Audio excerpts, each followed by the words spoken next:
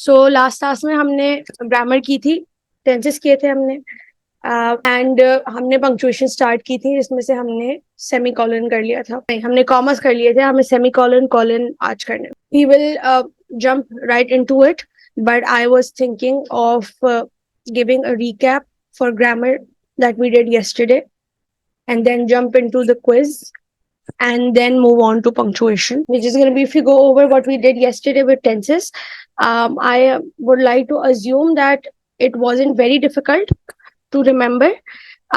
Obviously जब practice करते हैं तो उससे ज़्यादा बेहतर होती हैं चीज़ें, but for the time being, ये एक छोटा सा chart है that I made for you guys to have clarity over this and to remember these things easily.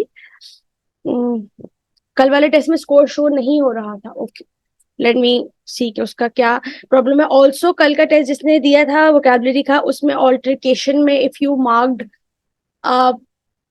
Altercation में ऑप्शन गलत मार्क हुआ था, I went forward with that and corrected it. So जिसने भी आर्ग्यूमेंट वाला mark किया था, altercation is an argument, is sort of a confrontation और अ फाइट बिटवीन टू और मोर पीपल, उसको ऑल्टरकेशन कहते हैं। So that is the correct answer for it. मुझे specific बिल्कुल याद नहीं answer, but if you mark that one, then you're right. So let's go over this for a minute before we go into the quiz. This will also give you a little recap for the quiz. So tenses में हमने कल जिस तरीके से किया था, हमने present, past, present, future की तरीके से किया था। यहाँ पे मैंने simple, continuous, perfect और perfect continuous के sense में दिया है।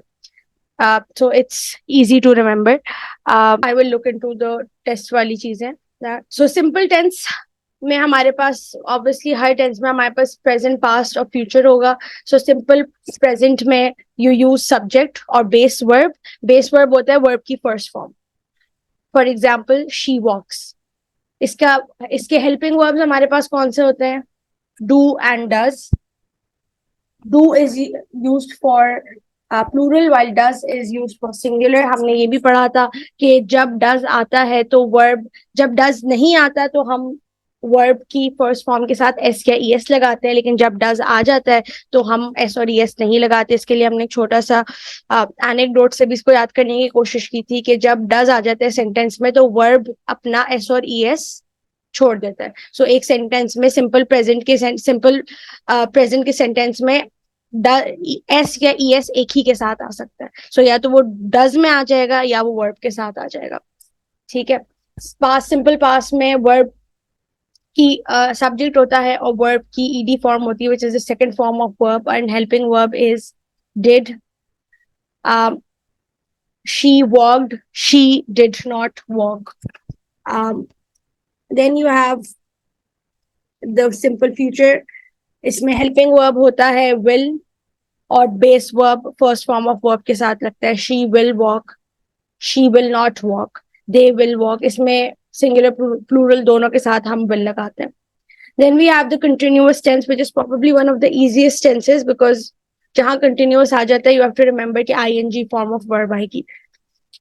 सो उसके लिए हेल्पिंग वर्ब्स प्रेजेंट कंटिन्यूअस में होते हैं इज, एम, आर। यहाँ पे कोई और रूल नहीं होता कि किसके साथ क्या लग सकता है क्या नहीं लग सकता, वो सिर्फ डू और डज में होता है।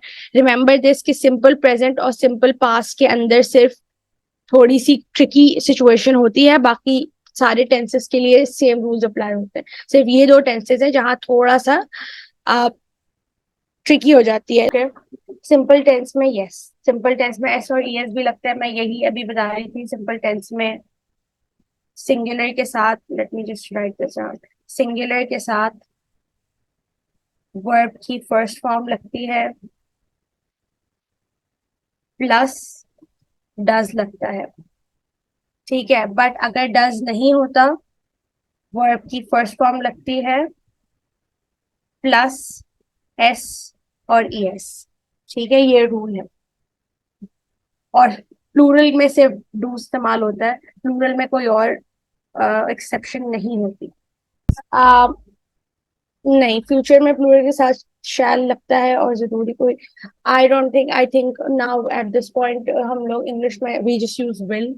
So we will be using will across for singular and plural both. ठीक है, ये I hope clear हो गया हो. Please, if this is still not clear to you, simple present, simple past, please let me know.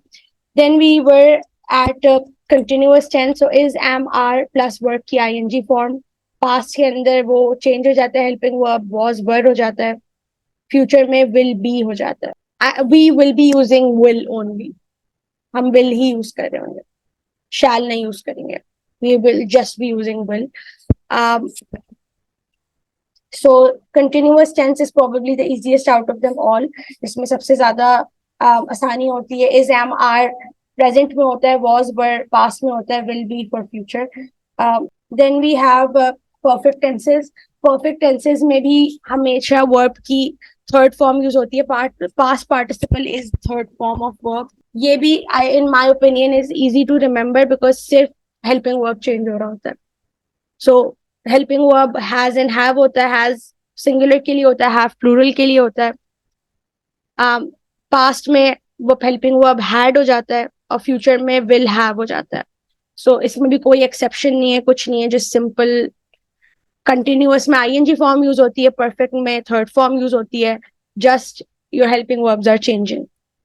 And if you have at this point थोड़ा सा भी English language से एक्सपोजर है, सो अगर मैं वैसे ही इज, एम, आर का कोई सेंटेंस बनाऊं और मैं पूछूं कि ये प्रेजेंट है या पास्ट है, तो इतनी क्लैरिफिकेशन है कि हाँ, इज, आर, एम प्रेजेंट होता है और वॉज, वर पास्ट होता है. Then we have the perfect continuous tenses. They tell you about something that has happened in the past but is that started in the past but is in continuous motion. So perfect continuous tenses भी are easy to remember in the sense कि continuous है तो continuous का हम verb लेंगे, continuous का verb लेते हैं और perfect का helping verb लेते हैं. ठीक है, क्योंकि it is made up of two, it's a combination of two tenses. So please remember कि हम इसके अंदर continuous का verb लेते हैं, perfect का helping verb लेते हैं. ठीक है, so continuous का verb is easily ing form और perfect का helping verb has, have है और उसके साथ been लग जाता है. ठीक है, if at any point you have questions, please ask. I hope we are clear on this. Are we clear on this, guys? I need a go ahead that you guys do not have any other questions. If you do, please let me know. Introduction about things. So everyone is on the same page before we start. With vocabulary, हम एक 262 words वाली list है, उस पे हम focus कर रहे हैं, but that is subjected to how much you can learn and how much you can retain. Vocabulary में the maximum number you can go is 1000 words, जो list में group पे share कर चुकी हूँ. I'm going to be focusing on the 262 words वाली list, which also reminds me that I feel like we're going to have to take 2 quizzes for vocabulary each week, 20 words plus 20 words. ठीक है, फिर vocabulary में most of the time you are on your own because it depends on you. You have to learn those things. So I can quiz you on it, I can explain you stuff, but I can't make you learn the vocabulary. So sorry, उसके लिए जरूरी है कि you are learning at least 10 words every single day. रोज उन 10 words को revise करो, पिछले 10 word को, जितने पिछले का वर्ड्स याद किए उन सबको रिवाइज करना is very important. So that's that. We will now, from moving on from this week, we will have 2 quizzes, 20 words each. Baki, it depends on you. If you want to go ahead with the 10 or with the 1000 words wali list, you can go ahead with that as well. That is totally dependent on you. ठीक है, first class में हमने parts of speech किया था, second class में हमने grammar किए थे और थोड़ा सा पंक्चुएशन किया था, कॉमास का. Right now I am gonna start with punctuations again very briefly and then move on to colons and semicolons. Today the plan is to just focus on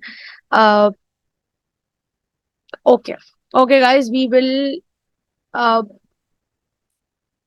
I will make changes in the quiz structure. Don't worry about that, because in my mind I was like, it is common practice to use the exact word that was given. क्योंकि अगर IBA के test में या किसी भी test में, I'm going to give you an example for this because you never know when you're going to be tested on this. If I give you an example अगर मैं ये वर्ड की जगह ब्लैंक ब्लैंक ब्लैंक डाल देती हूँ, ठीक है, और मेरे पास ऑप्शन होता है went,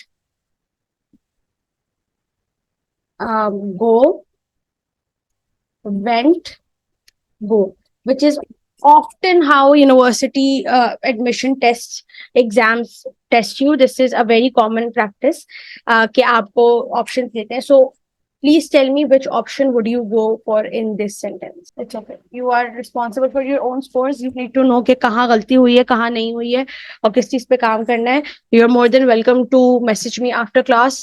We can discuss the problems and your answers if you have issues with that. So if you have this right in front of you, ये ऑप्शन है, अगर ये क्वेश्चन है, सो और ये टेस्ट में आ रहा है, 4 ऑप्शंस गिवन है, तो इनमें से which option would you go for? Please let me know in the right. You would go for vent, and I understand that you guys did not have a clarity on this before it before the quiz, but please remember that अगर आपको कोई question में option दे रहा है, so you have to write the perfect option for this. इसमें किसी alphabet की गलती हो गई, कैपिटल से स्टार्ट हो गया, कुछ हो गया, इट विल बी रॉन्ग. मतलब you won't be given an option for that.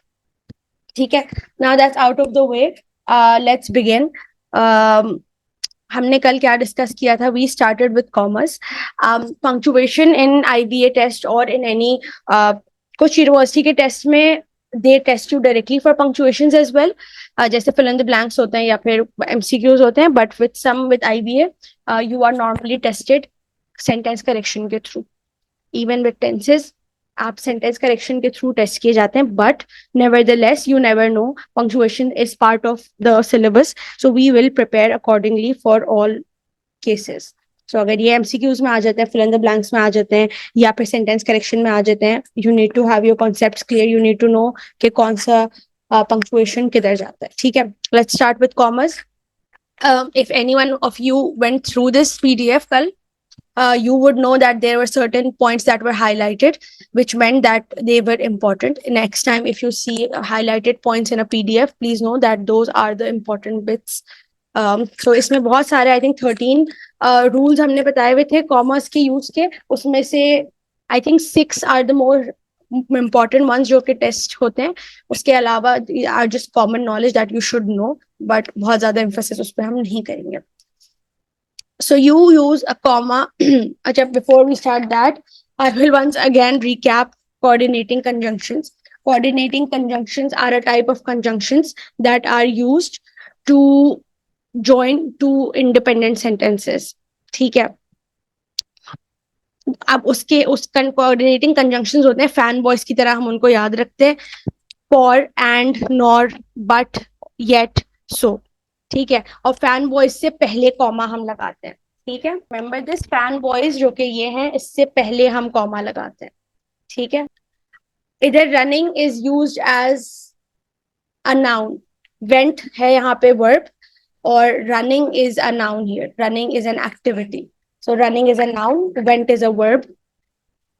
That's how went running है. So let's see. We have an example here. Independent clauses क्या होते हैं? I feel like this is something I will have to go forward in every class. Independent clauses होते हैं वो clauses जो on their own एक complete sentence form करते हैं, complete thought का बारे में बताते हैं. Dependent clauses, as the name suggests, dependent होते हैं किसी और sentence पे. So कोई ऐसा sentence जो on its own एक complete thought है, वो independent clause होता है, और एक sentence जो इनकम्प्लीट होता है या उसके आगे पीछे कुछ लगाने की जरूरत होती है, जैसे if we went running because I was late, इसका मतलब ये है कि ये इनकम्प्लीट सेंटेंसेस के आगे कुछ लगेगा for this to be a complete thought, वो डिपेंडेंट क्लॉजेस होते हैं. ठीक है, please write dependent and independent clauses in your notebooks as we go, क्योंकि ये बहुत ज्यादा आगे यूज होंगे. सो यहाँ पे मेरे पास 2 इंडिपेंडेंट क्लॉजेस हैं. आई went running, I saw a duck. ठीक है, अब जब मैं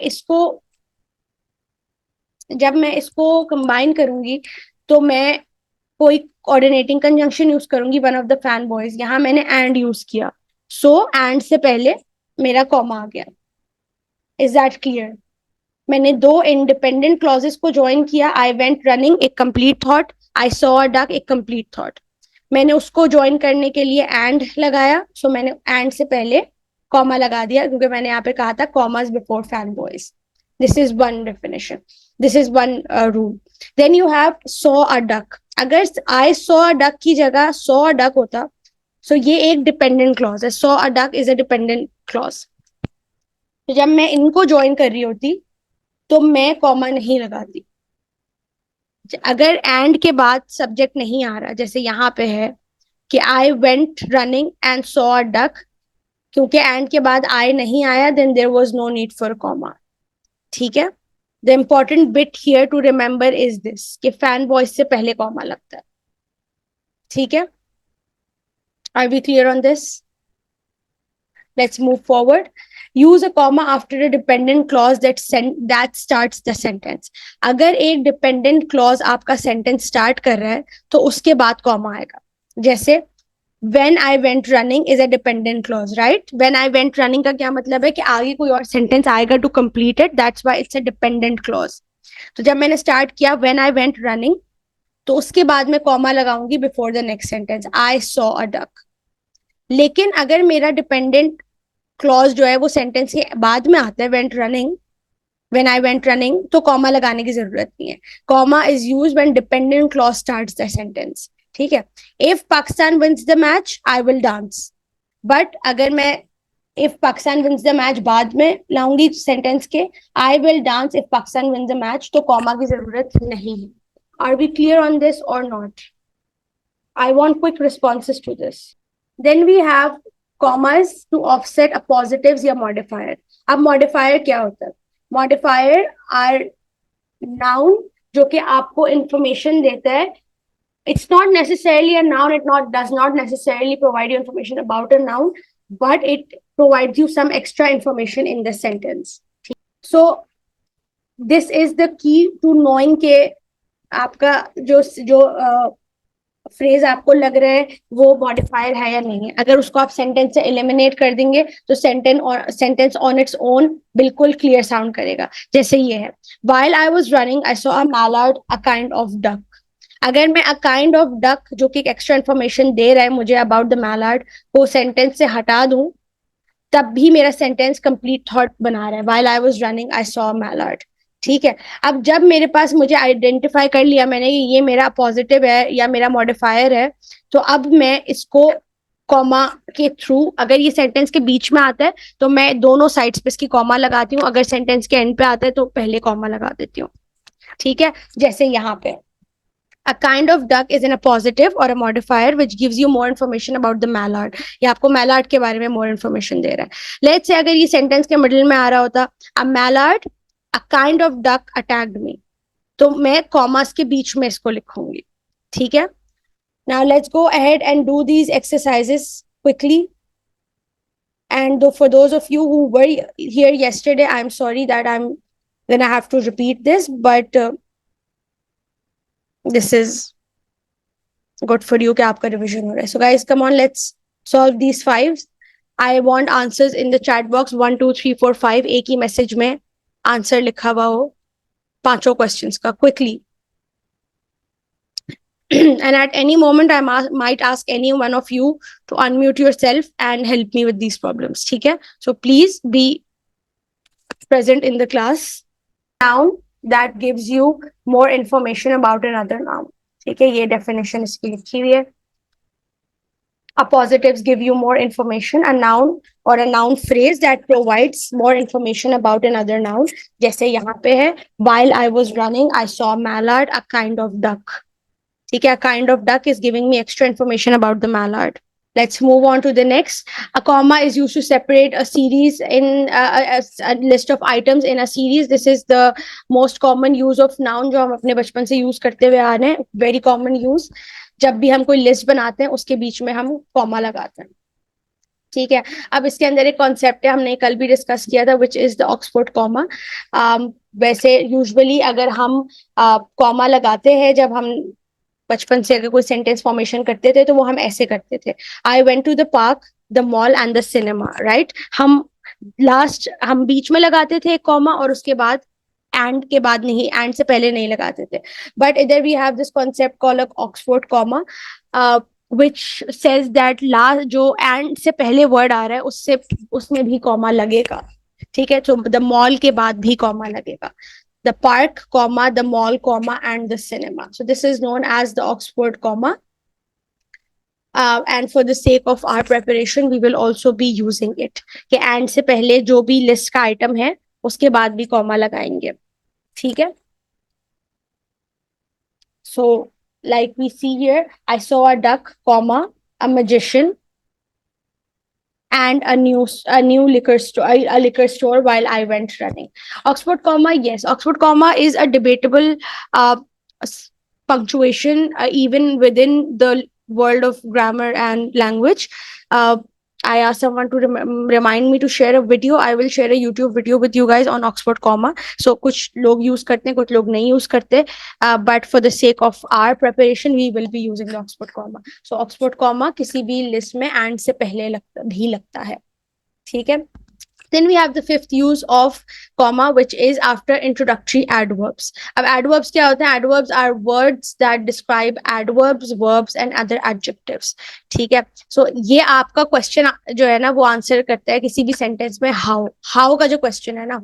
अब this was a sentence, I went running.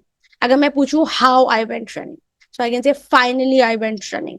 इसमें trick ये होती है to remember कि ly पे जो adverbs use होते हैं उसके बाद comma लगता है, like here.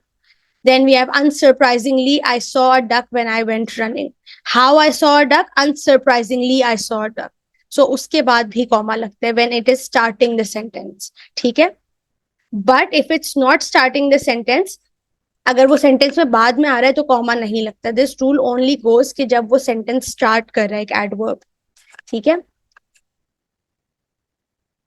इसी तरह however, on the other hand, furthermore, moreover, additionally, all these इनके बाद भी कॉमा लगता है when they are starting the sentence. जब वो starting of the sentence में होते हैं तो उसके बाद हम कॉमा लगाते हैं इन वर्ड्स के बाद, ठीक है।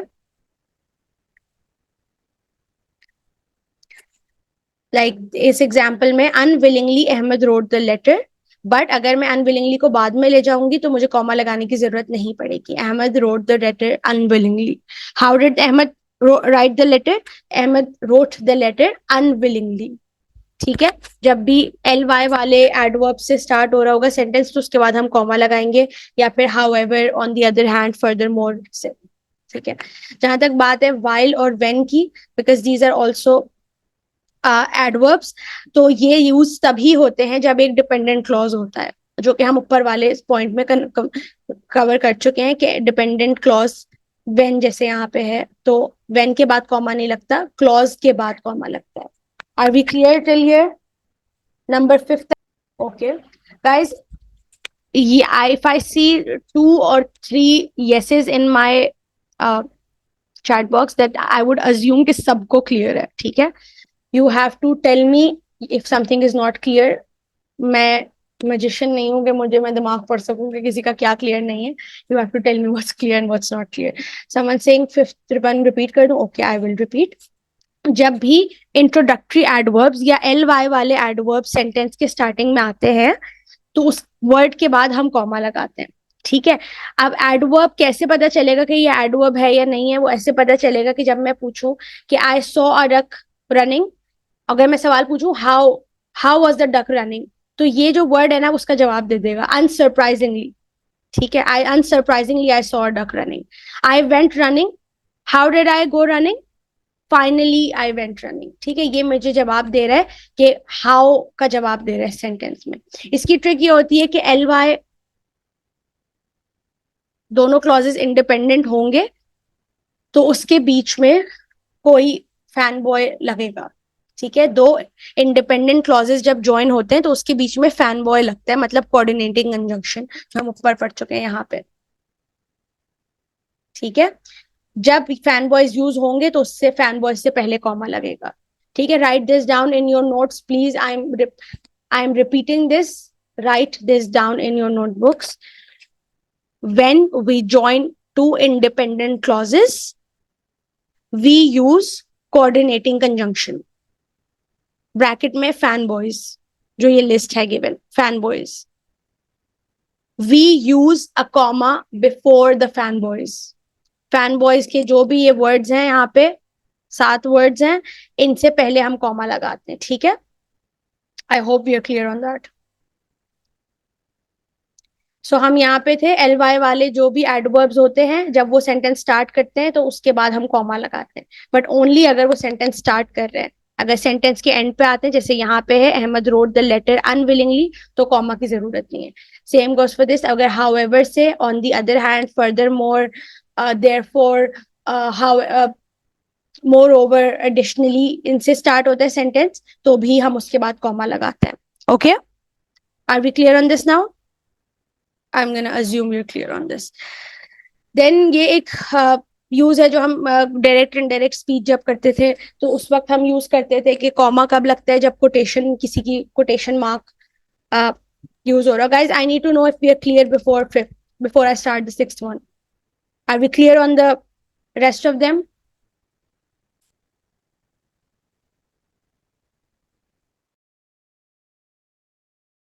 My apologies, guys. There seems to be an issue with my internet, so I got disconnected again. We were at fifth. Um,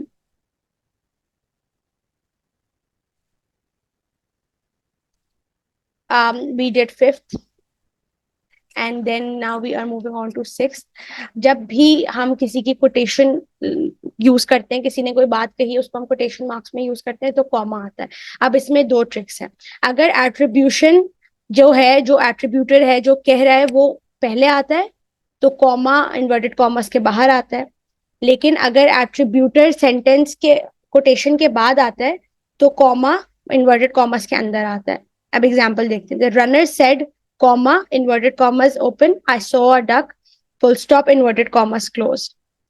क्यों? क्योंकि एट्रीब्यूटर सेंटेंस से पहले आया।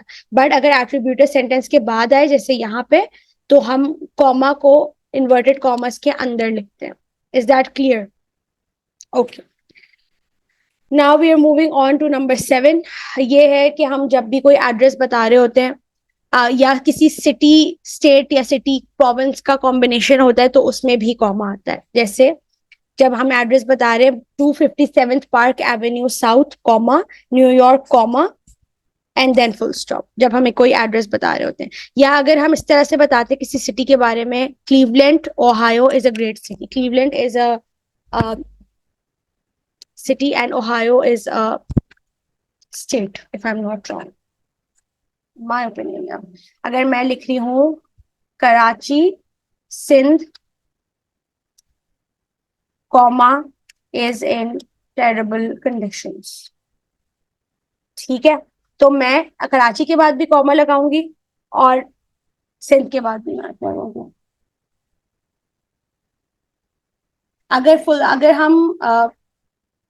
अगर हम कोटेशन मार्क लगाएंगे, so it would go, I saw a duck, question mark, inverted commas closed,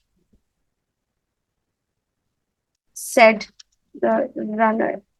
We will have a comma here.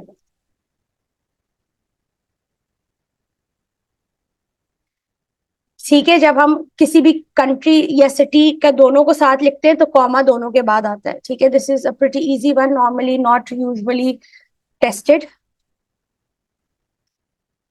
Avenue वो full stop नहीं है, it's just short for Avenue, तो उसने इस तरह लिखा, it's just spark Avenue south. It's not a full stop, it was just full stop, जो कि हम एब्रिविएशन या वर्ड्स को शॉर्ट करते हैं उसके एंड पे लगाते हैं। देन वी यूज कॉमर्स जब हम डेट्स को लिख रहे होते हैं, ठीक है। जब हम वीक, किसी ईयर और मंथ को लिखते हैं तो हमें कॉमा की जरूरत नहीं होती, लेकिन हम जब वीक डे लिखते हैं तो हमें कॉमा की जरूरत होती है। सो मार्च 15 2013 वॉज अ स्ट्रेंज डे, तो मार्च 15 के बाद कॉमा आएगा और 2013 के बाद कॉमा आएगा।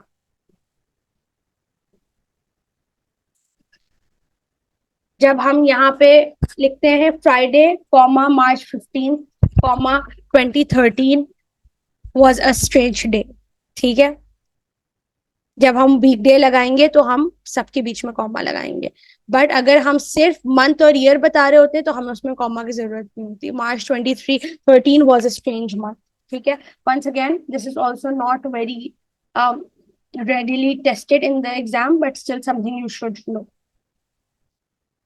Then we have commas, जो कि हम ये भी हम बचपन से कर रहे हैं. जब हम क्वेश्चन आंसर्स करते थे सब्जेक्ट्स में तो हम इस तरह से लिखते थे, yes comma I saw duck when I was running, no comma the duck didn't bite me. जब हम यस और नो से सेंटेंस स्टार्ट करते हैं तो हम कॉमा लगाते हैं. ठीक है. Then we move on to number 10, which इज जब हम किसी को एड्रेस कर रहे होते हैं, किसी का नाम ले रहे होते हैं किसी जुमले में, जब हम उनको एड्रेस करने के लिए उनका नाम यूज करते हैं तो उसके बाद हम कॉमा लगाते हैं. For example, my editor often ask Christina, is that article, it's just a sentence, इसको हटा देते हैं. It's just someone saying it. वो कोटेशन मार्क की तरह यूज हो रहा था, बट इसको हम हटा देते हैं. That's fine. डू नॉट, इसमें कोटेशन मार्क यूज नहीं होता. This is how it's use. वो कोई कोटेशन कोई कह रहा था, that's why it was being used. ठीक है. आप we were here, so when we say Ali can you pass me the ball, जब हम अली को एड्रेस कर रहे हैं तो हम उसके नाम के आगे कॉमा लगाएंगे. Then we have a comma, use commas between adjectives that modify the same noun. जब हम same noun के लिए adjectives use करें एक sentence में तो उसके बीच में भी हम comma लगाते हैं. ठीक है. For example, this I saw. I'm going to put this. इसको हटा रही हूँ because we do not need this right now.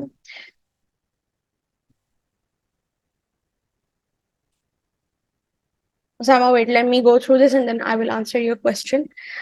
For example, I saw the big mean duck when I went running. ठीक है.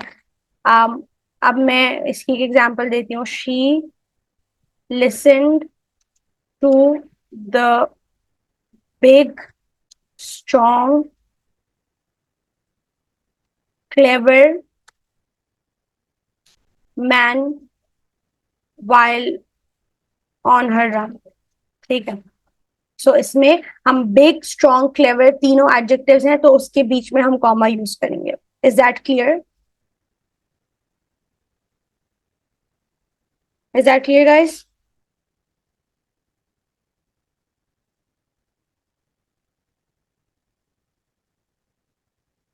Then we use commas to offset negation in a sentence. Negation means something that's negative.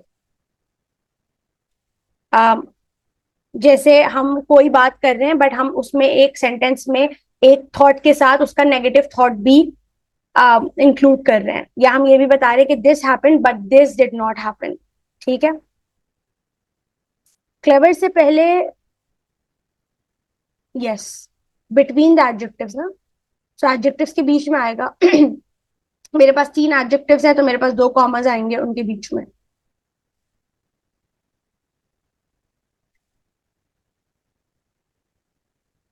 So when I say I saw a duck, not a baby seal when I was running, इस sentence के अंदर I am एक positive thought के साथ मैं ये भी बता रही हूँ कि क्या नहीं हुआ, तो इसमें भी you use quotation, you use a comma. ठीक है. I wrote a letter comma not a script, कि मैंने ये किया लेकिन मैंने ये नहीं किया.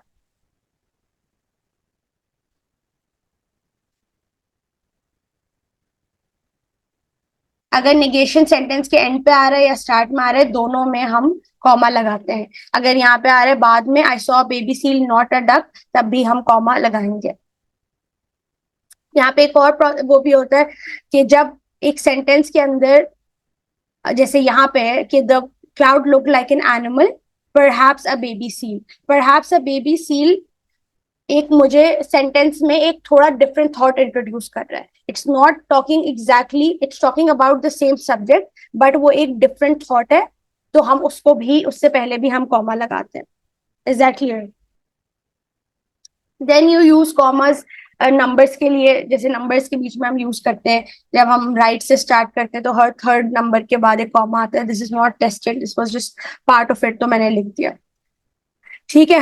जब तक let's start with these activities, with this exercise.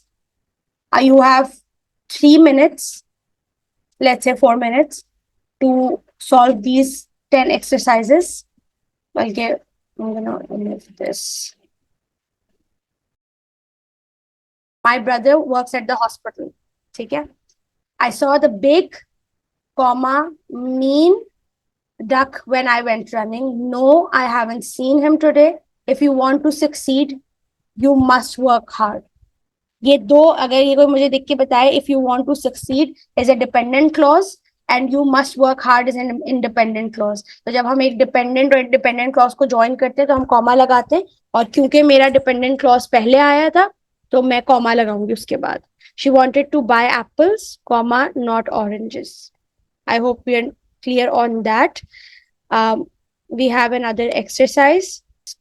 Do this very quickly. Just do the first 5 of this. Or the last 5 actually. Do the last 5 of this quickly.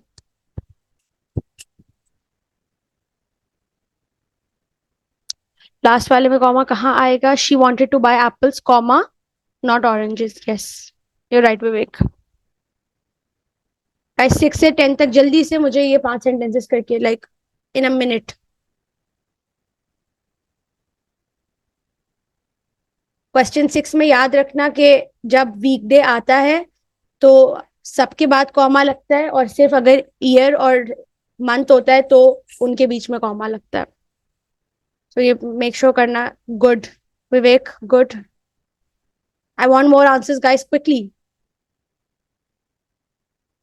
This is very easy. You just have to identify a comma. इसमें कुछ और नहीं करना. So I want your answers very quickly.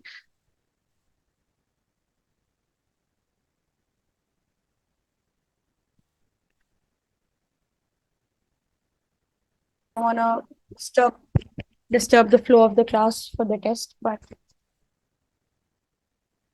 okay, quickly, let's go. For July 4th, 1980, in a small town, he drove a car, comma, not a motorcycle. Eventually, they reach the top of the mountain. I'm telling you, Sarah, it's a bad idea. इसके अंदर quotation marks होने चाहिए. But okay, this is not that. Okay, Sarah, it's a bad idea. The kit includes scissor, tape, glue and markers. Glue के बाद क्यों लगाया है? ये ऑक्सफोर्ड कॉमा है जो हमने glue के बाद लगाया है. ठीक है जी. उसामा, मैंने टेंसेस करवा दिए थे. मैंने अभी क्लास के स्टार्ट में भी एक ग्रामर का रिकैप दिया था. You have the resources from yesterday's class जिसमें मैंने ग्रामर कवर करवाया था. And I will also share the chart that I shared today. Moving forward. Okay, now we are at semicolons. So semicolons किस लिए use होते हैं? Semicolons mainly 2 reasons के लिए यूज होते हैं. They are used. ऊपर वाले नहीं किए. Yes, you can do it on your own. हमने सिर्फ नीचे वाले सॉल्व किए. Now guys, I'm moving on to semicolons. Are there any questions about commas before we move on to semicolon? You have a minute to let me know if you have any questions about commas before we move on to semicolons. And preferably, I want all of you to respond because I think chat का option सबके पास चलता है. There you go, Sama. The rest of you, मैंने okay, sorry, Iman, I missed your वो कि why did I add 1980? Because हमने ऊपर यहाँ पे एक rule पढ़ा था कि जब वीकडे भी ऐड हो जाता है तो हम ईयर के बाद भी कॉमा लगाते हैं. March 15th 2013. ठीक है. लेकिन अगर सिर्फ ईयर और मंथ गिवन हो तो हम कॉमा नहीं लगाते. सो क्योंकि मेरे पास सेंटेंस में ईयर भी गिवन था और वीकडे भी गिवन था तो इसलिए डे भी गिवन था और ईयर भी गिवन था तो इसलिए मैंने 1980 के बाद भी कॉमा लगाया. थर्ड समझ नहीं आया? थर्ड क्या समझ नहीं आया? थर्ड सेंटेंस समझ नहीं आया? सारा के बाद कॉमा आएगा. Sama, which question are you referring to? मैं ऊपर वाला भी कर देती हूँ. My sister, an excellent cook, made us dinner. Excellent cook is a modifier. The runner said, I saw the duck. Our dog Max loves to play fetch. Our dog Max loves to play fetch. Cleveland Ohio, दोनों के बाद comma आएगा। क्यों? क्योंकि ये city भी बताया हुआ और स्टेट भी बताया हुआ है।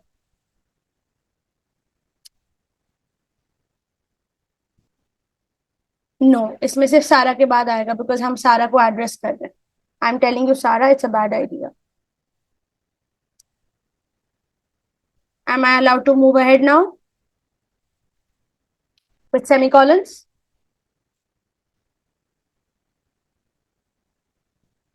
Okay, okay, cool, let's move ahead. So semicolon use होते हैं दो रीजंस के लिए। Okay, okay, wait, we still have questions, so let's go back. Friday, comma, March 15th was a strange day. क्योंकि इसमें वीक डे भी आ गया, तो मुझे उसके बाद भी कॉमा लगाना पड़ा। अगर सिर्फ मंथ और ईयर हो तो कॉमा नहीं आएगा। सिर्फ मंथ और ईयर हो तो कॉमा नहीं आएगा। मार्च 2015, जनवरी 2017 तो कॉमा नहीं आएगा। लेकिन अगर ईयर है और डे भी है और मंथ भी है तो कॉमा आएगा। ठीक है, अब मैंने सब सॉल्व कर दिए हैं। I'm gonna stay here for a second. Let's move on. Also guys, इधर मैक्स के बाद भी कॉमा आएगा, बिकॉज मैक्स यहाँ पे एडिशनल इंफॉर्मेशन है। Our dog loves to play fetch on its own, sounds great, but Max is just providing extra information about the name of the subject. तो इसलिए यहाँ पे मैक्स के बाद भी कॉमा आएगा और मैक्स से पहले भी कॉमा आएगा। ठीक है, okay, now let's move on to semicolons. Semicolons का फर्स्ट यूज होता है linking independent clauses. Independent clauses क्या होते हैं? वो क्लॉजेस जो on their own complete sentences होते हैं। ठीक है, सो द रूल इज कि use a semicolon to connect two closely related independent clauses that are not joined by a coordinating conjunction. So independent clauses का क्या rule होता है? पहला रूल ये होता है कि ये फैन बॉयज के थ्रू ज्वाइन होते हैं। फैन बॉयज आते हैं कोऑर्डिनेटिंग कंजंक्शंस, राइट? दो इंडिपेंडेंट क्लॉजेस को ज्वाइन करने के लिए मैं कोऑर्डिनेटिंग कंजंक्शंस या फैन बॉय यूज करती हूँ, और अगर मैं वो नहीं यूज करती तो मैं सेमीकोलन यूज करती हूँ। ठीक है, so I have a big test tomorrow, I can't go out tonight. ये दोनों रिलेटेड सेंटेंसेस हैं, राइट? मतलब सेम सेम आइडिया ही दोनों के अंदर यूज हो रहा है। These are related thoughts.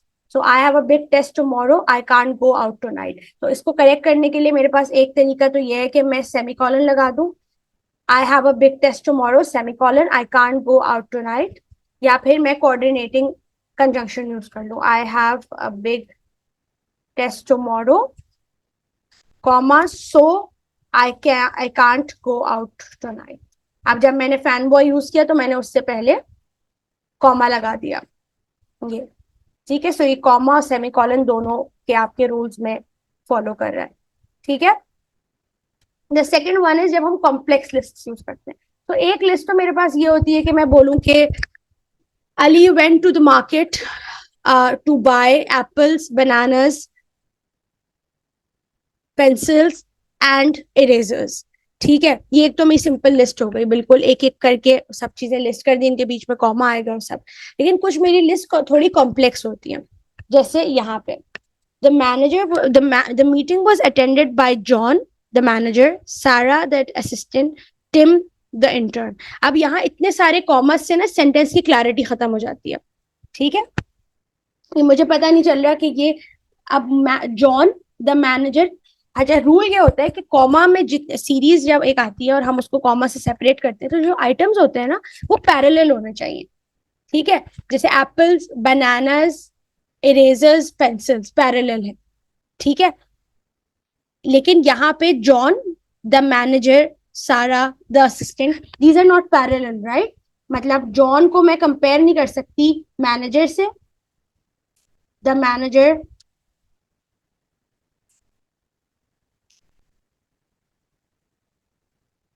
सारा the assistant Tim the intern. या तो मैं डेजिग्नेशन को डेजिग्नेशन से कंपेयर करूंगी कि the manager comma the assistant comma the intern, या मैं नाम को करूंगी, right? So this is incorrect comparison. इसका करेक्ट कंपैरिजन क्या हो सकता है? या तो मैं सिर्फ नाम यूज करूं, जॉन, सारा, टिम, या मैं सिर्फ डेजिग्नेशन यूज करूं, the manager, the assistant, the intern. ठीक है, you understand what I mean to say with this, कि पैरेलल होना चाहिए, या तो नाम कनेक्ट होंगे या फिर डेजिग्नेशंस होंगी। सो अब ये कॉम्प्लेक्स लिस्ट है मेरे पास। इसको करेक्ट करने के लिए या तो मैं नाम, इनको सेंटेंस को तोड़ तोड़ के लिख दूं, या फिर मैं इसमें सेमीकोलन यूज करूं, जैसे इधर है, the meeting was attended by John comma the manager, semicolon, एक थॉट कंप्लीट हो गया, एक मैंने बता दिया ये एक है, Sarah the assistant and Tim the intern. ठीक है, सो सेमीकोलन ने मुझे बता दिया कि जॉन द मैनेजर को कंपेयर करें सारा द असिस्टेंट और टिम द इंटर्न से। कंपेयर नहीं कर रहे, बस पैरेलल यूजेज है। ठीक है, so this provides more clarity to the sentence. So a semicolon is something between a comma and a full stop. So it's not like a full stop or a period कि बिल्कुल sentence and हो जाएगा उस पे, ना ये comma की तरह होता है कि बस थोड़ा सा पॉज चाहिए। यहाँ पे आप, it's something between a comma, एक कॉमा से थोड़ा स्ट्रांग होता है और फुल स्टॉप से थोड़ा सा वीक होता है। सो इस तरह से यूज होता है semicolon. Internee Tim comma the intern, और अगर इसके बाद कुछ होता है तो उसके बाद सेमीकोलन लगता है, टिम कॉमा इंटर्न, जैसे यहाँ पे है John comma the manager, semicolon. ठीक है, एंड सेमीकोलन के लिए एक इंपॉर्टेंट चीज ये है कि it will only join sentences जो कि रिलेटेड थॉट्स हो। ऐसा नहीं हो सकता कि दो बिल्कुल अनरिलेटेड थॉट्स आप ज्वाइन कर दें। For example, I have a big test tomorrow, Pakistan lost the match. ये दो सेंटेंसेस सेमीकोलन से ज्वाइन नहीं हो सकता। ठीक है, क्योंकि ये दोनों थॉट्स बिल्कुल डिफरेंट है। या I have a big test tomorrow, या और सारा फील्स हंग्री, ये दो सेंटेंसेस ज्वाइन नहीं हो सकते। You have to join sentences जो कि थॉट में क्लोजली रिलेटेड होते हैं। अब we have a few things to remember for semicolon. अब सेमीकोलन को कहाँ यूज अवॉइड करना है इसका, ठीक है। I am not really sure के कोड में कैसा होता है। I haven't really coded, but maybe it is. I'll look this up. This is an interesting thought. Now we have a few rules regarding the semicolon, which is कि semicolon की जगह जब हम कॉमा यूज करते हैं, एक error है, sort of errors हैं ये, ठीक है। The cow is brown comma it is also old, ठीक है। This does not make sense because यहाँ पे हम इंडिपेंडेंट क्लॉजेज हैं दोनों, तो हम इसको ऐसे ही कॉमा से ज्वाइन नहीं कर सकते। या तो हम coordinating conjunction fan boys use करेंगे यहाँ पे, या हम सेमीकोलन यूज करेंगे। ठीक है, please right this down in your notes के दो इंडिपेंडेंट क्लॉजेस को ज्वाइन करने के लिए you either option 1 use a coordinating conjunction, option 2 use a semicolon. ठीक है, तो यहाँ पे क्या है कि दोनों एक इंडिपेंडेंट क्लॉजेस हैं और आप इंडिपेंडेंट क्लॉजेस को बगैर कोऑर्डिनेटिंग कंजंक्शन के ज्वाइन नहीं कर सकते कॉमा के साथ। इसको हम कॉमा कहते हैं comma splice. This is a sort of an error that is used. ये जब कॉमा उस जगह लगा होता है जहां उसकी जरूरत नहीं होती, that's called a comma splice. ठीक है, are we clear on this guys? हमने क्यों यहाँ पे कॉमा लगना सही नहीं था, क्योंकि ये दो इंडिपेंडेंट सेंटेंसेस थे, इंडिपेंडेंट क्लॉजेस थे। इनको ज्वाइन करने के लिए या तो सेमीकोलन लगता है या कोऑर्डिनेटिंग कंजंक्शन फैन बॉयज लगते हैं। I hope you have written this down, this is a very important statement.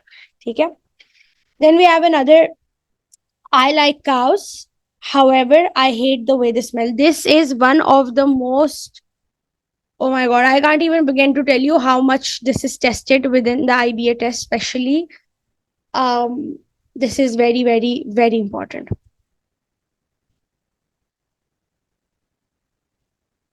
ठीक है, however का जो यूज होता है, the use of however. So however, ये this just remember learn this कि however जब सेंटेंस के बीच में आता है तो उससे पहले सेमीकोलन आता है, उसके बाद कॉमा आता है। और अगर वो सेंटेंस के स्टार्ट में आता है तो उसके बाद कॉमा आता है। जिस मतलब इसको जिसे कहते हैं ना कि पानी में मिला के घोल के पी लो वाली चीज है। however का यूज बहुत ज्यादा टेस्ट होता है कि सेंटेंस करेक्शन में। ठीक है, सो जब हाउएवर आता है सेंटेंस में तो हाउएवर से पहले हम कॉलर सेमी कॉलन लगाते हैं और हाउएवर के बाद हम कॉमा लगाते हैं, ठीक है? प्लीज रिमेंबर दिस, क्योंकि ये भी दो इंडिपेंडेंट क्लॉजेस को ज्वाइन कर रहा है। Now let's move on to the next one. ये भी लिस्ट वाला है, लिस्ट वाला की तरह है। I like cows. They give us milk, which tastes good. They give us beef, which also tastes good, and they give us leather, which is used for shoes and coats. अब हम they give us milk, comma which tastes good cannot be compared. Cannot. It's not parallel. This sentence is not parallel, right? They give us milk cannot be in the same list as which tastes good, right? They give us milk will be parallel to they give us beef will be parallel to they give us leather, ठीक है? एक ये parallelism draw होगा, एक होगा which tastes good, which also tastes good, which is used for shoes and coats. तो ये parallelism sentence में बन रहा है, ठीक है?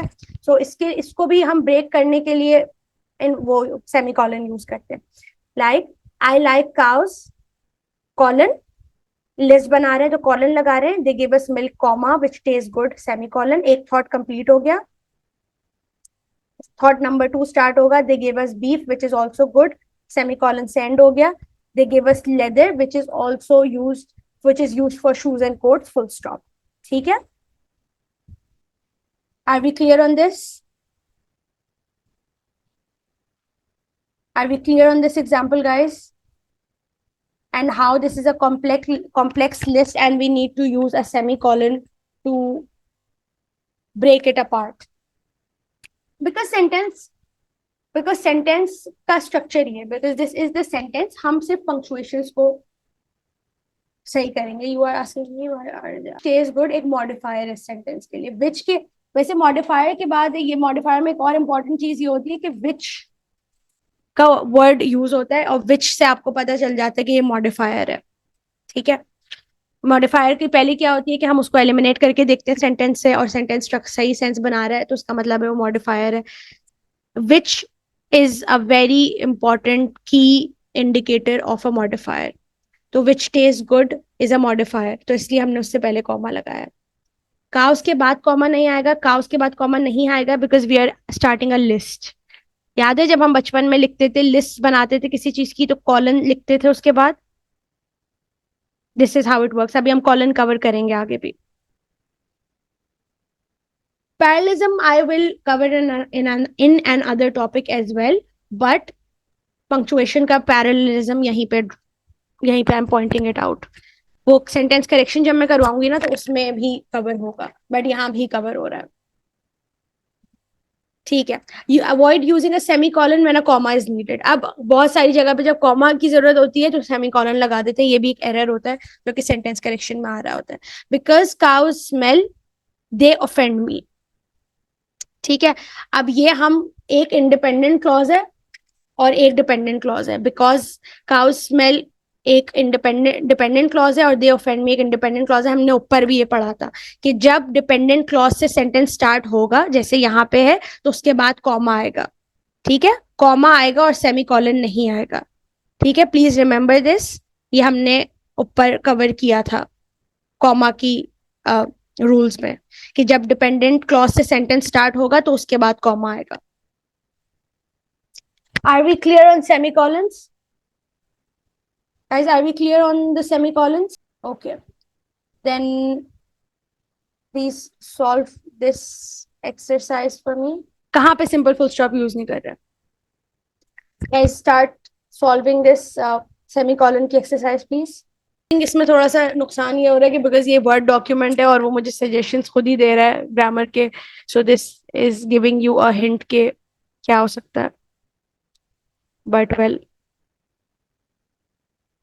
गाइज हाउएवर वाला rule please right it down in your notebooks. However से पहले सेमीकोलन आता है, हाउएवर के बाद कॉमा आता है। Please please please right this down. I remember making this mistake in my test so many times when I was preparing for IBA. I wouldn't want you guys to make the same mistake. Yes, so we will have a semicolon here. Then we have, she loves painting and drawing. He prefers sculpting. ये दो independent clauses हैं जिनको हम join कर रहे हैं, तो उसके लिए हम सेमीकोलन लगाएंगे. We visited Paris France, semicolon. Rome, Paris France एक है थॉट, रोम इटली एक है थॉट, मैड्रिड स्पेन एक है थॉट. ठीक है. The meeting was scheduled at 10 a.m. semicolon, however it was postponed. जहां सेंटेंस पैरेलल है, you are saying about the cow वाली एग्जाम्पल, क्योंकि हम एक ही सेंटेंस में बता रहे हैं, हम एक ही सेंटेंस में एक ही सब्जेक्ट के बारे में बात कर रहे हैं, काउस के बारे में, तो हम फुल स्टॉप नहीं लगाएंगे. I need to buy apples which are my favourite fruit, semicolon. Oranges which I dislike and bananas which are okay. नहीं, क्योंकि यहाँ पे एंड आ गया ना. Doubts, that's fine. Like I'm trying to tell you that I am the focal person for that. ठीक है, are we clear on this, guys? I will share the exercises for this. Because I understand that semicolons and commas are a little bit confusing. I will share exercises. Now let's move on to colon. So colons easy होते हैं. Colons में हम use करते हैं जब हम introduce कर रहे होते हैं कोई लिस्ट या कोई एक्सप्लेनेशंस. ठीक है. जैसे you need to buy eggs, colon, eggs, milk and bread. अब कोई मुझे बता सकता है कि why is this sentence this? अगर यहाँ पे लिस्ट यूज लग रही है, लिस्ट की तरह यूज हो रहा है, then why is this wrong? buy के बाद कॉलन गलत क्यों आ रहा है? लिस्ट चाहिए, राइट? बट कॉलन के लिए हमारा रूल होता है कि I will go on to that explanation. It's a very nice explanation. Yes. So the most important thing to remember about colon is that you use them after statements that are complete sentences. एक तो ये पूरे sentences के बाद आते हैं. जैसे she had an epiphany, एक complete sentence है, तो उसके बाद colon आ सकता है. ठीक है. दूसरी चीज ये है कि colon, जैसे यहाँ पे grammar girl has 2 favorite hobbies, एक complete sentence है, उसके बाद मैं एक list बना रही हूँ, मैंने colon लगाया. watching clouds and seeing how long she can stand on 1 foot. ठीक है. एक कंप्लीट सेंटेंस के बाद कॉलन आया. दूसरी चीज ये कि जब हम कॉलन को, एक ट्रिक ये होती है टू टेस्ट के कॉलन यहाँ पे लगेगा या नहीं, is to replace the colon with namely. अगर मैं यहाँ कॉलन को रिप्लेस करती हूँ नेमली से, तो क्या सेंटेंस सेंस बना रहा है या नहीं? Tell me. You need to buy namely eggs, milk and bread. Does this sentence make sense और no?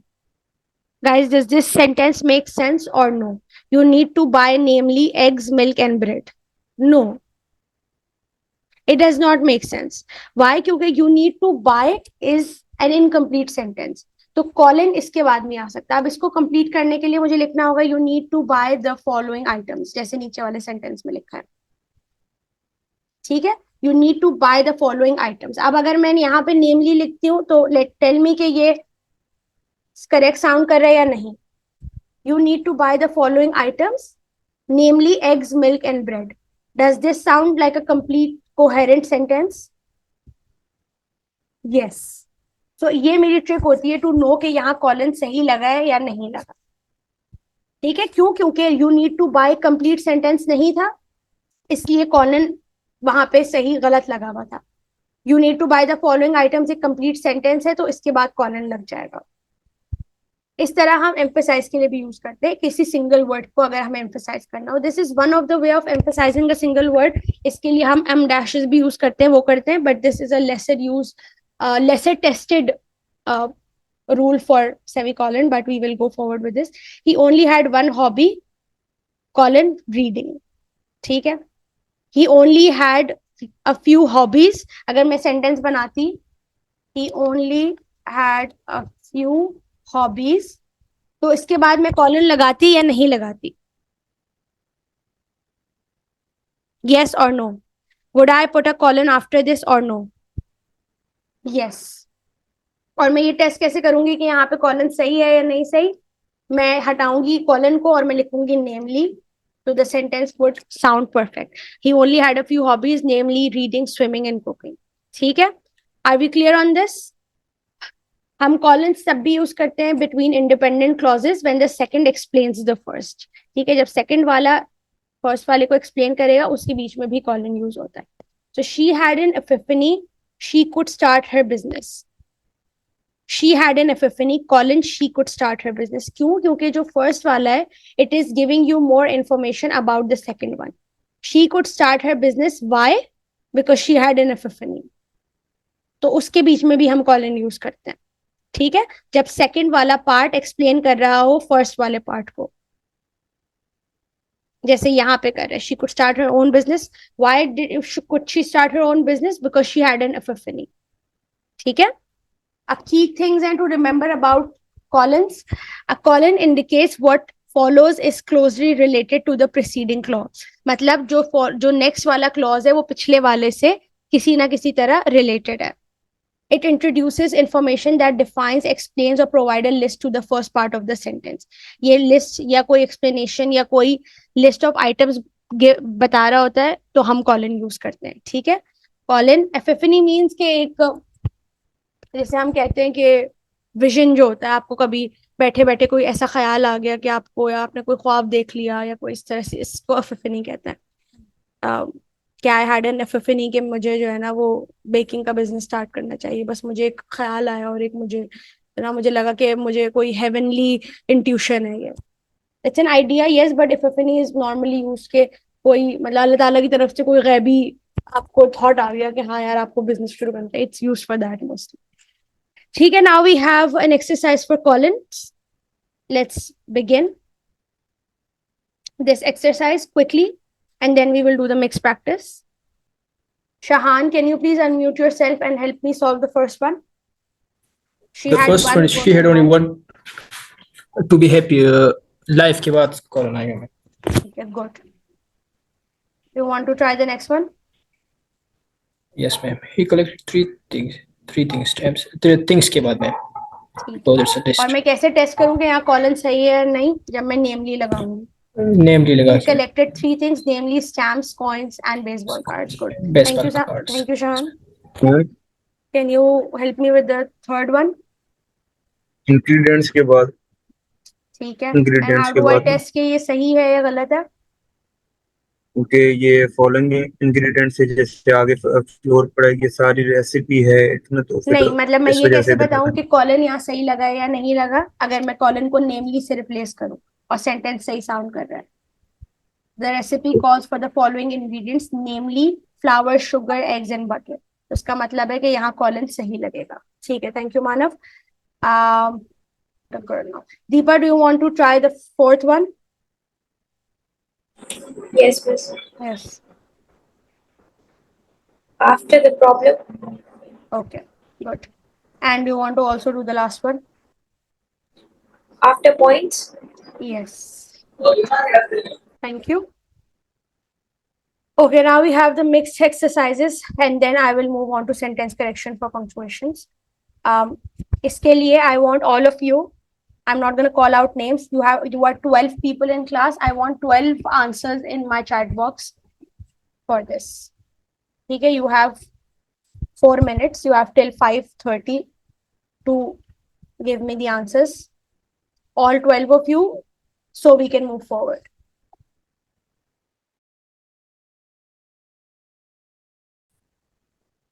We will use a semicolon here because we are joining two independent clauses. There are 3 types of rocks: igneous, sedimentary, and metamorphic. This is a list. हम यहाँ check कर लेंगे कि namely अगर लगाएंगे these are 3 rocks, types of rocks, namely igneous, sedimentary, and metamorphic. The sentence sounds great. I have traveled to many countries. यहाँ क्या आएगा? This is a good one. This is a tricky one. So as I can see, some of you wrote colon,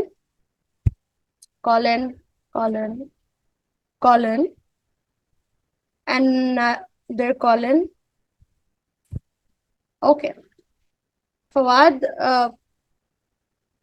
did this one correctly out of all of you. So I'll explain you the sentence. Yes. Number 3 की बात करें अभी हम। Number 3 पे है, this will be a semicolon. I will tell you why. Because if you look at it, ये एक list के अंदर सिर्फ लिस्ट होती है, राइट? यहाँ पे एक ये पूरा क्लॉज है। फ्रांस, अगर ये मैं देखूं, इंजीनियस, सेडिमेंट्री एंड मेटामॉर्फिक, ये सिर्फ एक लिस्ट है, राइट? 3 चीजों की एक लिस्ट है। लेकिन France, Italy and Japan are my favourite is independent clause. ठीक है, तो जब हम 2 इंडिपेंडेंट क्लॉजेस को ज्वाइन करेंगे तो हम उसके बीच में सेमीकोलन लगाते हैं। दिस इज ट्रिकी बिकॉज ये लिस्ट की तरह यूज हुआ है, but this is an independent clause. ये देखना जरूरी है कि ये एक्चुअल में लिस्ट है जैसे ये है, या फिर ये इंडिपेंडेंट क्लॉज है। France, Italy, Japan are my favourites. ठीक है, सो उसके ज्वाइन करने के लिए हम सेमीकोलन लगाएंगे। Are we clear on this? Because most of you got this wrong.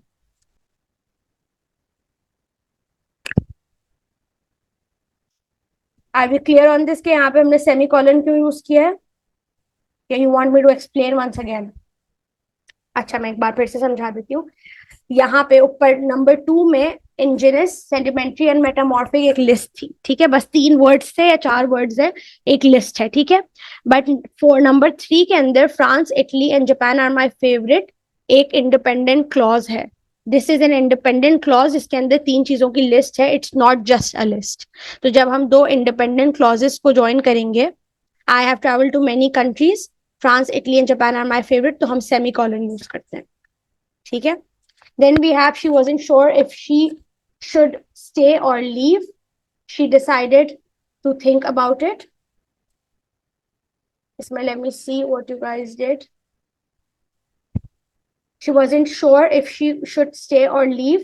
ये एक clause हो गया. She decided to think about it. As another clause. So हम leave के बाद semicolon लगाएंगे. Is that what you guys got? Yes, Iman got this right. Osama also got this right. Shahan, this is these are 2 independent clauses. So इसको हम join करने के लिए 2 closely related thoughts है, तो हम semicolon use करते हैं. His favorite hobbies are the following: colon, reading, cycling, and hiking. Are we clear on this? Are we clear on commas and colons and semicolons?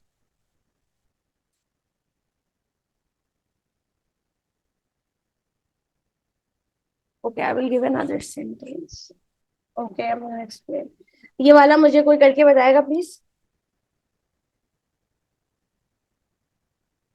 Yes, thank you guys. I am assuming कि ये सबको everyone is clear on this कि however से पहले semicolon और however के बाद comma. I think the class would end before, a little before 6. I'm gonna try and end the class before 6, reluctantly. Okay, so someone said they're not clear on number 3. So number 3 के अंदर, these are not lists. These are sorry guys, there needs to be a comma after this. There needs to be a comma after this. ये हमने commerce के rule में पढ़ा था कि जब एडवर्ब ly के साथ सेंटेंस स्टार्ट होता है तो उसके बाद कॉमा आता है. Okay, so number 3 में क्वेश्चंस हैं. So number 3 might look like a list. France, Italy and Japan are my favorites is not a list. France, Italy and Japan are a list, but are my favorites is not a list. ठीक है? अगर sentence होता कि I have traveled to many countries, France, Italy and Japan, तो मैं colon लगाती. I have traveled to many. Sorry for the disruption, guys. If the sentence was I have traveled to many countries and Japan, तो फिर यहाँ colon लगता. क्यों? क्योंकि यहाँ पे एक लिस्ट बन रही है और हम जब नेमली लगाते हैं इसकी जगह तो इट मेक्स सेंस. रिलक्टेंटली के बाद सेमीकोलन इसलिए नहीं आएगा क्योंकि अभी हमने ऊपर एक रूल पढ़ा था कि जब let me go back to it. अब पहले मैं ये क्लियर कर दूं फिर मैं वो क्लियर करती हूँ. तो अगर सेंटेंस ये होता है I travel to many countries France Japan and Italy which is just a list, तो मैं कॉलन लगाती. लेकिन मेरे पास दो इंडिपेंडेंट क्लॉजेस हैं. France Italy and Japan are my favourite is an independent clause, not a list. ठीक है, तो इसलिए उनके बीच में सेमी कॉलन आया. Are we clear on this? जिस तरह France, Italy, and Japan are a list. Indigenous, sedimentary, metamorphic is a list, but France, Italy, and Japan are my favorites is not a list. ठीक है, are we clear on this, guys?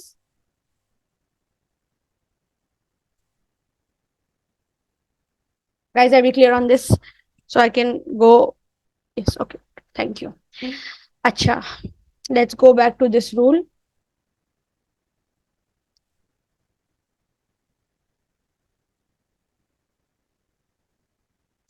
कि when we start a sentence within after an introductory adverb, जैसे finally, surprising, unsurprisingly, unwillingly, उसके बाद हम comma लगाते हैं.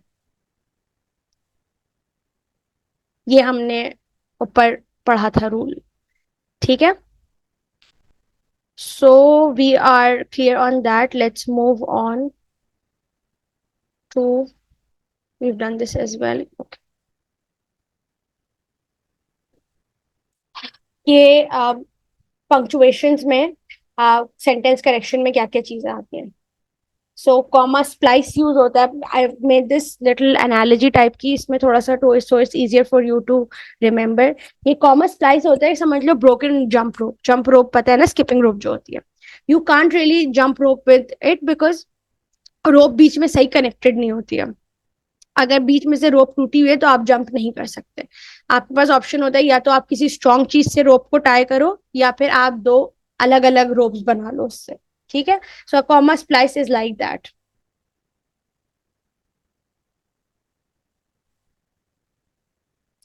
ठीक है, अब इसकी हम एग्जांपल देखते हैं और हम देखते हैं कि इसको फिक्स कैसे करना है. एड अ बिकॉज और एंड टू कनेक्ट सेंटेंसेस. ऐसा हम कर सकते हैं कि हम एंड या बिकॉज ऐड कर दें टू मेक मोर सेंस. हम कॉमा को फुल स्टॉप बना दें. ठीक है, या हम सेमी कॉलन लगा दें, जो कि वो फिक्स हो जाएगा फिर सेंटेंस. ठीक है, कॉमा स्प्लाइस एक यूज होता है रॉन्ग.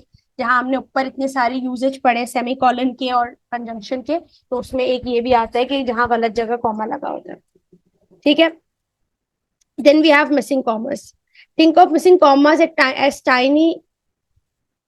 नहीं, क्लास अभी खत्म नहीं हुई है. Class will end in the next 10-15 minutes. अब ये सेंटेंस दो थॉट्स को ज्वाइन कर रहा है लेकिन गलत तरीके से ज्वाइन कर रहा है. तो या तो हम इसमें कंजंक्शन ऐड कर देंगे. I finished my homework then I went to play, या सो कर देते हैं. So I went to play, या हम एक सेमी कॉलन लगा देंगे. I finished my homework semicolon I went to play. ठीक है, this is how we fixed this sentence. Okay, are we clear?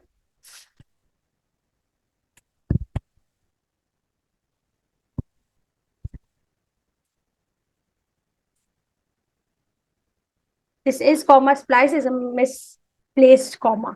गलत जगह पे जब आप कॉमा लगा देते हैं तो that's a comma splice. Missing commas. Missing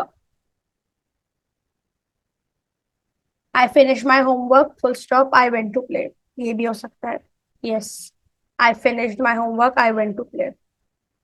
ठीक है, then we have a missing comma. Missing comma की भी इसी तरह से होती है एग्जाम्पल के जैसे. लिस्ट हम कोई बनाते हैं, this is how we can also fix this. जैसे हमने कोई ग्रोसरी लिस्ट बनाई, let's say I bought bananas, apples, oranges and bread. ठीक है, अब यहाँ पे कॉमा मिसिंग है. This is a very big error के यहाँ पे कॉमा आना चाहिए और टेक्निकली यहाँ भी आना चाहिए Oxford comma. So this is an example for this. Imagine you take a quick breath between your ideas. That's where a comma goes. ठीक है. Then you have an extra comma. जैसे हमने ऊपर वाली एग्जाम्पल में पढ़ा था जब हम cows और leather वाली एग्जाम्पल कर रहे थे कि वहां extra commas थे. You did not need a comma. इतने सारे commas in a sentence जहां पे आप semicolon यूज कर सकते हैं. ठीक है. Then you have और सेंटेंस को ये कॉमा का यूज सबसे इंपॉर्टेंट ऐसे ही होता है कि commas are like small pauses. ठीक है. तो जब आप सेंटेंस रीड कर रहे हैं और आपको कहीं लग रहा है कि यहाँ पे हल्का सा रुकना है तो वहां कॉमा आना जरूरी है. ठीक है. अब मिसप्लेस सेमीकोलन हमने ऊपर पढ़ा था कि जहाँ कैसे हम कॉमा की जगह पे हम कॉमा की जगह पे वो नहीं लगा सकते, कॉमा की जगह पे सेमीकोलन नहीं लगा सकते या कॉमा नहीं लगा सकते. ठीक है. I share an example with this. I'll share examples for this as well. Then you have colon का misuse के semicolon किस तरह misuse होता है. जैसे हमने namely वाली चीज पढ़ी थी, इसमें वो आ जाती है. ठीक है कि अगर एक complete sentence के बाद colon लगा है तो ठीक है, perfect है. बट अगर incomplete sentence के बाद colon लगा है और आपने वो कैसे टेस्ट किया कि colon हटाया और namely लगाया उसकी जगह, तो वहां पे it's a misuse of a colon. ठीक है. वहां colon नहीं आएगा. वहां या तो आप सेंटेंस को कंप्लीट करेंगे या आप कोई और एडिट करेंगे, लेकिन एक इनकम्प्लीट सेंटेंस के बाद कॉलन नहीं आता. और अगर नेमली लगाया है कॉलन की जगह और वो मेक सेंस नहीं कर रहा तो भी कॉलन नहीं आता. Are we clear on this? मैं मिसप्लेस कॉलन की भी एग्जांपल दे देती हूँ. I need to buy apples, oranges and bananas. This is a misplaced colon. So that's why हम colon को by को colon से पहले लिखेंगे. We have colon misuse की another example. We visited many European cities such as Paris, Rome and Berlin. Such as जब आ गया तो colon की जरूरत नहीं है, वो colon की तरह ही act करता है, तो हम colon नहीं लिखेंगे, such as Paris, Rome and Berlin लिखेंगे. अगर यहाँ पे colon हमें लगाना ही है तो हम ये हटा देंगे फिर. ठीक है. Okay, we have this. I want you guys to do the first 5 of this right now. Do these and then we would end the class. Yes, such as से पहले comma आता है. Yes, because हम join कर रहे हैं ना एक dependent और एक independent sentence को. तो we visited many European cities. Such as Paris, Rome and Berlin is a dependent clause. तो उसको join करने के लिए हम commas use करें. ये हमने दो independent clauses को join किया है, so we have used a semicolon for it. ठीक है. यहाँ पे then we have although she studied all night, Maria failed the test. अब I would do it as although she studied all night, Maria failed the test. Full stop. Surprisingly, comma, the material seemed easy. This gives more clarity to the sentence. जो read कर रहा होगा उसको sentence पढ़ने में ज्यादा clarity होगी. Even for this, ये जो दोनों options हैं first वाले के लिए, इसमें जो first वाला है उससे ज्यादा clarity second वाले में. ठीक है. So although grammatically ऊपर वाला भी correct है, first वाला भी, लेकिन सेकंड वाले में क्लैरिटी ज्यादा है. ठीक है. Then we have running late for work. I spilled coffee all over myself. I would take that as a complete sentence. Full stop. What a terrible morning. And then this last one. He explained the concept clearly. However, the students remained. This does not require, in my opinion, any clarity. This fourth one correct. Why are we replacing commas? Fourth one, if you see, there are a lot of commas that are not there. There are extra commas here. Running late for work. I spilled coffee all over myself. What a terrible morning. This is one thought, and this is a separate thought. You cannot have 2 commas in a sentence this long. ठीक है. सो उसको break करना जरूरी है. अब running late for work full stop तो नहीं हो सकता. Running late for work I spilled coffee all over myself is a complete sentence. तो इसके बाद फुल स्टॉप आ जाएगा. ठीक है। थर्ड में although she studied all night, नहीं, क्योंकि हमने यहाँ पे इंडिपेंडेंट, ये डिपेंडेंट क्लॉज है ना, तो हमने डिपेंडेंट क्लॉज के बाद में एंड करने के बाद कॉमा लगाया है। ये हमने ऊपर भी पढ़ा था कि डिपेंडेंट एल वाई वाले जो वर्ड्स होते हैं उसके बाद कॉमा लगता है, लेकिन डिपेंडेंट क्लॉज के बाद कॉमा लगता है। जब हम एक डिपेंडेंट और इंडिपेंडेंट को ज्वाइन करते हैं तो डिपेंडेंट के बाद कॉमा लगता है। Can we use colon in fourth one, running late for work, नहीं, क्योंकि कोई लिस्ट नहीं है ना। कॉलन कैसे यूज करोगे, कोई लिस्ट थोड़ी है किसी चीज की। Running late for work, I spilled coffee all over myself, what a terrible morning, नहीं, यहाँ पे इन दोनों के बीच में कॉमा आएगा और इसके बाद full stop आएगा. He explained the concept in details. However, the student remained confused. This is, in my opinion, correct sentence. But if you were to increase the clarity of it, this is a correct sentence on its own. मैं इसको यहाँ break कर दूंगी और मैं ऐसे कर दूंगी. However, the students remain confused. This is just one way of correcting it, but this sentence is correct on its own. ठीक है? This is a little bit tricky. I will share exercises for this for the next class, before the next class, ताकि आप लोग weekend ये बाकी 5-6 भी हैं, ताकि आप लोग बाकी खुद घर पे कर लें. With its vibrant colors, and exotic animals is a dependent clause. It's a dependent clause, ना?